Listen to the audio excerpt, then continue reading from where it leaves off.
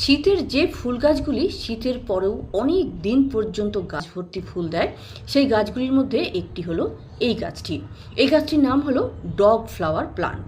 তো এই dog flower plant দেখতে তো খুবই সুন্দর এর ফুলগুলো, আর সব থেকে বড় কথা হলো যে খুব সহজে বা খুব সামান্য পরিচর্যাতেই কিন্তু এই গাছ থেকে প্রচুর ফুল পাওয়া যায়।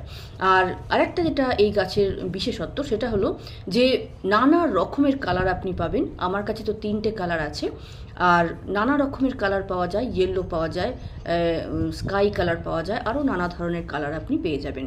আর এই গাছটার আরেকটা বিশেষত্ব যেটা, সেটা হলো ফুলগুলো কিন্তু একবার ফুটে যাওয়ার পরে অনেক দিন পর্যন্ত এই গাছে টিকে থাকে।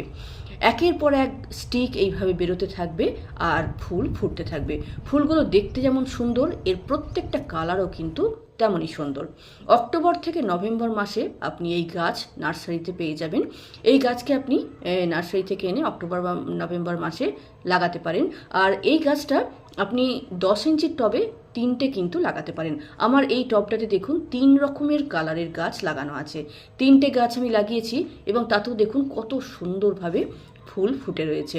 তো যেহেতু এই গাছ খুব বেশি স্পেস নেয় না, সেজন্য 4 ইঞ্চির থেকে 6 ইঞ্চির টবেও কিন্তু এই গাছ থেকে আপনি খুব সুন্দরভাবে ফুল পেয়ে যাবেন।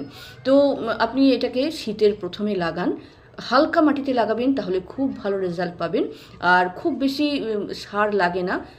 25% বা 30% গোবর সার বা ভার্মি কম্পোস্ট আপনি মাটির সাথে মিশিয়ে লাগান।